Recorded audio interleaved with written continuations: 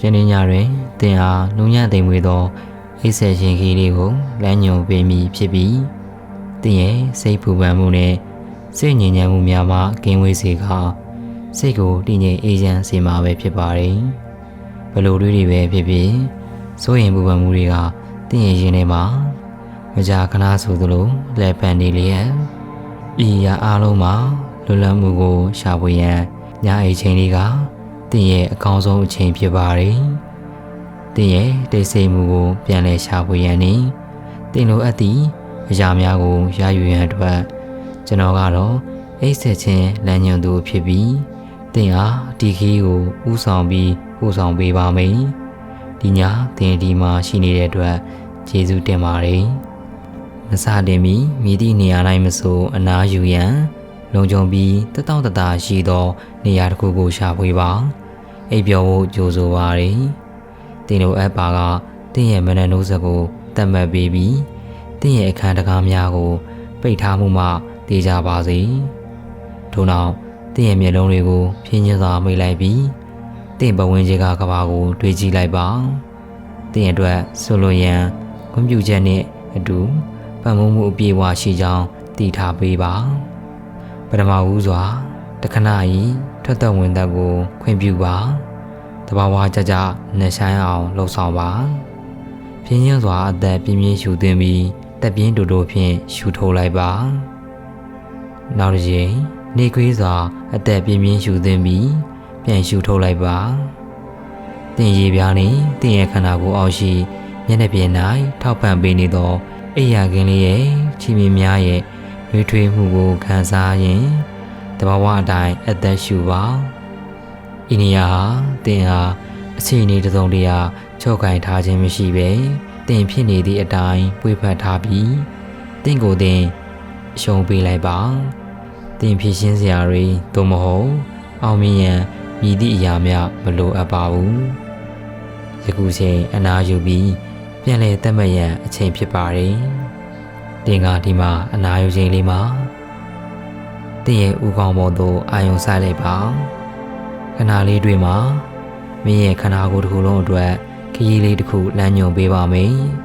အာယုံစူးစိုက်မှုအပိုင်းတစ်ခုစီကိုဖြတ်တန်းသွားပါစေတင်ဟာနေဘက်တစ်ခုစီတိုင်းကိုရောက်နေသလိုတတိပြုရမည့်အရာတွေကိုတတိပြုလိုက်ပါတင်းမာမှုသို့မဟုတ်တင်းကျပ်မှုတစ်ခုကိုတွေ့ရှိပါက၎င်းကိုတွန်းဖယ်ခြင်းမပြုဘဲစုပ်ကင်ထားခြင်းဖြင့်တဘာဝအတိုင်းပျော့ပြောင်းသွားစေနိုင်မလားဆိုတာကိုစောင့်ကြည့်ပါတင်းရဲ့ဥကောင်းကိုအာရုံခံစားပြီးဥယျာဉ်ပြားတစ်ခုလုံးကိုလွှမ်းခြုံဖို့မင်းရဲ့ဒီညံကိုချဲ့ထွင်လိုက်ပါပြင်းချင်းစွာအသက်ရှူသွင်းပါတင်းရဲ့ဥကောင်းနဲ့ဥယျာဉ်ပြားတွင်ရှိနေသည့်ခံစားချက်များကိုသတိပြုပါတင်းရဲ့ထွက်သက်ဖြင့်တင်းမာနေမှုသို့မဟုတ်တင်းကျပ်နေမှုများအားလုံးကိုပျော့ပြောင်းသွားပါစေထို့နောက်နှစ်ဖူးလေးကိုအာရုံပြုပါတင်းမျက်လုံးတစ်ဝိုင်းရှိတင်းငယ်နေသောကြက်သားများကိုထိုချိန်လေးမှာအသက်ရှူသွင်းသည့်အတိုင်းထိုနေရာလေးကိုဂယုဏတမှုများဖြင့်ပို့ပေးပါရှူထုတ်လိုက်တဲ့ကဲ့သို့အရေးပြောသွားခြင်းကိုဖိတ်ခေါ်ပါတယ်တူညီသောဂယုဆိုင်မှုဖြင့်တင့်ပါပင်များနှင့်တင့်နှာခေါင်းတရားလေးကိုအာရုံပြုလိုက်ပါပြီးတော့တင်ရဲ့မေယိုးနဲ့ပါးစပ်တွေကိုတွေးထွေးမှုပေးနေတယ်ထိုအချိန်မှာတင်ရဲ့မေယိုးလေးကပျော့ပြောင်းသွားသည်ကိုခံစားရပြီးတင်ရဲ့ရှာသည်ပါးစပ်အတွင်း၌တည်ရှိနေသည့်အရာတွင်တက်တောင့်တတရှိနေကြောင်းခံစားရပါတယ်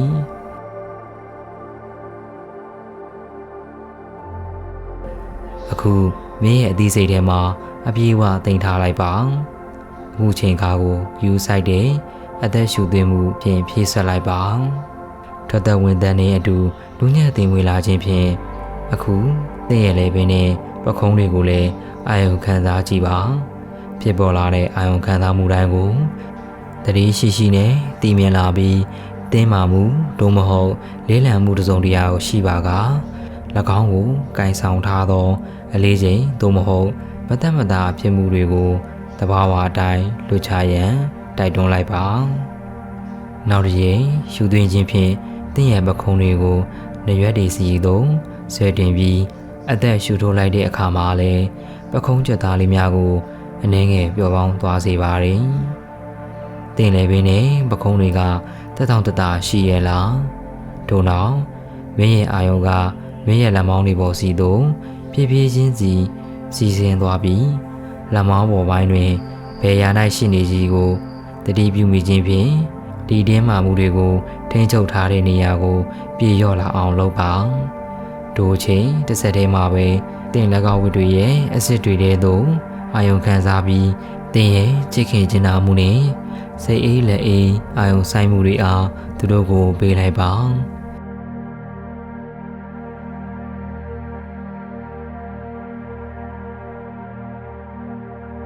ထို့နောက်တင်ရဲ့ဒီစိတ်ကိုတင်လက်ဘဝထဲသို့ဖြန့်ချက်ကလက်ချောင်းထိပ်တစ်ခုချင်းစီသို့ဆန်တန်းလိုက်ပါတည်ငြိမ်စွာအသက်ရှူသွင်းပြီးစောက်ကင်ထားတဲ့လက်ကိုလွှတ်ချလိုက်ပါတင်အသက်ရှူထိုးလိုက်သည်နှင့်အမျှပြီးလျှင်ညာဘက်လက်ဖြင့်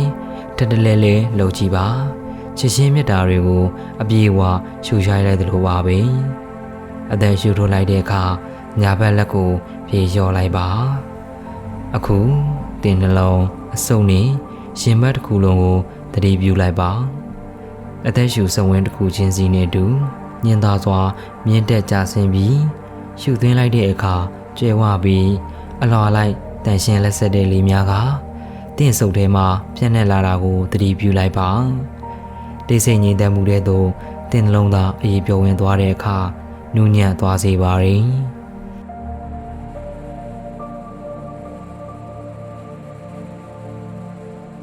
တဖြည်းဖြည်းနဲ့တင်ရဲ့ဒီစရာတင်ရဲ့ကြောတစ်လျှောက်လုံးစီစဉ်သွားပါတယ်။ဒူးကိုနှွေးထွေးအောင်လုပ်ပါခန္ဓာကိုယ်တစ်ခုလုံးကိုကျယ်ပြန့်စေပါတယ်။တင်ရဲ့နှွေးထွေးပြီးချစ်ခင်လေးရဲ့ရှိနေခြင်းကတင်အားအာဟာရဖြည့်တင်းပေးပါတယ်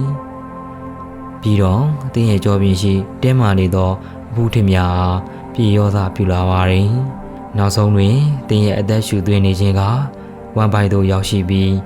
စီးချက်ညီစွာအပေါ်သို့တက်လိုက်ကြလိုက်ဖြစ်နေလျက်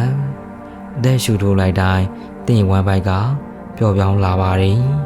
တင်စိတ်နဲ့အတူနူးညံ့သိမ်မွေ့ပါစေဒီချိန်မှာ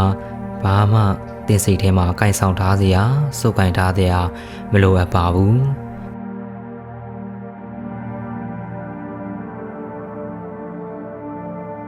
ထို့နောက်ပေါင်ရှိကြွက်သားတွေကနေတစဉ်ဖြည်းဖြည်းချင်းညင်သွားသွားတင်ရဲ့တီးစိတ်ကိုစစ်ဆေးပါတင်ခြေသလုံးတွေကိုအာယုံခံကအသက်ရှူသွင်းပြီးရှူထုတ်လိုက်တဲ့အခါမှာတော့သူတို့ရဲ့အာယုံခံစားမှုအတိုင်းကိုသတိပြုမိပြီးကြွက်သားတွေကိုအရေးပြောအောင်လုပ်ပါထို့နောက်တင်ရဲ့အာယုံတွေကခြေချင်းဝိကနေတဆင့်အလားတူညင်သာသွားဖြတ်တန်းသွားပါတယ်ငြိမ်းချမ်းမှုနဲ့ကာကွယ်မှုအတွက်ကျေးဇူးတင်ပါတယ်တင်အသက်ရှူမှုရဲ့တဘာဝစီခြင်းနဲ့တူအိတ်ဆက်ခြင်းကအနည်းဆုံးမှာပါပဲ။နူးညံ့သောဆန်းချောင်းကဲ့သို့တင်ရင်ထဲ၌စီစဉ်သွားပါစေ။ယခုတင်ဟာဖြည်းဖြည်းချင်းအိပ်ပျော်စာပြူလာပြီးတင်ရဲ့ခန္ဓာကိုယ်ဟာလည်းစိတ်နှစ်ပြီးအနားယူနေပါတယ်။စီချက်ညီစွာခုန်နေသောတင်ရဲ့နှလုံးသားလေးကလည်းတည်ငြိမ်ပြီးငြိမ်ချမ်းနေပါတယ်။တင်ဟာလုံခြုံမှုနဲ့နှွေးထွေးမှုရဲ့ပိုးဝင်လေးထဲမှာချီနှောင်ထားလိုက်ပါတိတ်ဆိတ်ငြိမ်သက်တဲ့အတွင်းစိတ်ငြိမ်ချမ်းမှုကိုသတိထားမိတယ်တင်အတွက်အသုံးဝင်တော်တဲ့အရာတွေအားလုံးကိုလွတ်ချလိုက်ပါတင်ရဲ့စိတ်နဲ့ခန္ဓာကိုယ်ဟာတဘာဝတိုင်းခံနိုင်ရရှိပါတယ်တင်ရဲ့နှလုံးသားကတည်ငြိမ်ပြီးငြိမ်ချမ်းနေတယ်အသက်ရှူလိုက်တိုင်းလွတ်လပ်သွားတယ်တင်ရဲ့ခန္ဓာကိုယ်ဟာတဘာဝတိုင်းခံနိုင်ရရှိပါတယ်တင်ရဲ့ခန္ဓာကိုယ်ဟာခုချိန်လေးမှာတော့စိတ်နေပြီးအနာယူနေပါတော့တယ်